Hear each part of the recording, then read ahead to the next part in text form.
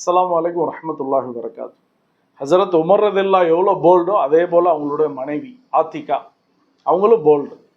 ஏன்னா கணவனை போல மனைவியும். ஹஸரத் உமர் ரலியல்லாஹுவோட மனைவி அழகும் அல்லாஹு தஆலா அவங்களுக்கு கொடுத்துருந்தாங்க. ஆரம்ப காலகட்டம் உமர் ரலியல்லாஹுடைய காலகட்டம். அவங்க அமீர் மூமினாக இருக்கிறாங்க. சூழ்நிலைகள் எல்லாம் பார்க்குறாங்க.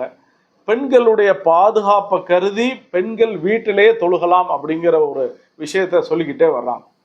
ஆனால் ஆத்திகா அம்மையார் கணவன்கிட்ட வந்து சொல்கிறாங்க, நாங்கள் நபியுடைய காலத்திலே தொழுதவங்க, அதனால் எங்களை தடுக்காதீங்க அப்படின்னு ஒரு வார்த்தையை சொன்னாங்க.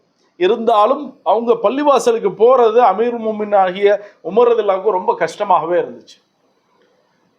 இது அப்படி தொடர்ந்து போகுது. ஹஸரத் அமீருல் மோமினின் உமர் ரலியல்லாஹுவுக்கு ரொம்ப பெரிய பாரமாச்சு. ஏன்னா தன்னுடைய மனைவியவே தன்னுடைய விஷயத்தில் என்னன்னு சொன்னால் ஒரு சப்போர்ட்டுக்கு வரமாட்டுக்காங்க அப்படிங்கிற மாதிரி. ஆனால் ஆத்திகா அம்மையார் தெளிவாக சொன்னாங்க, நபி ஸல்லல்லாஹு அலைஹி வஸல்லம் அவங்களுடைய காலகட்டத்தில் பெண்களும் தொழுதுருக்காங்க பள்ளிவாசல் போய், அதனால் நாங்களும் தொழுகிறோம்.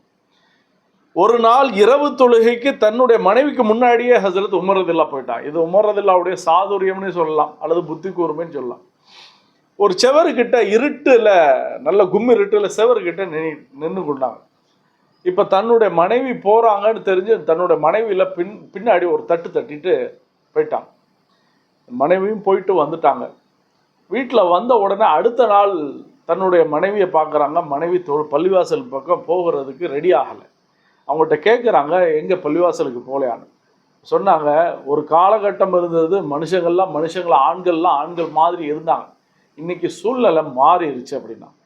இப்போ இதை ரிவாயத்தை சொல்லும்போது ஹஸரத் உமர் ரலியல்லாஹு சொன்னாங்க, என்னுடைய மனைவிக்கு தட்டுனது நான் தான்னு தெரியாமல் அவங்க வந்து சூழ்நிலை மாறிடுச்சு அப்படிங்கிறதுனால வீட்டிலே இருந்து கொண்டாங்க அப்படின்னா. அப்போ இது கணவருக்கு சொல்லக்கூடிய ஒரு சின்ன டிப்ஸ். இந்த மாதிரி விஷயங்களை பேணி நம்மளுடைய மனைவிகளை புரிய வச்சோம் அப்படின்னா ரொம்ப லேசாகவே இருக்கும். வாஹிரு தாவானா அல்ஹம்துலில்லாஹி ரப்பில் ஆலமீன்.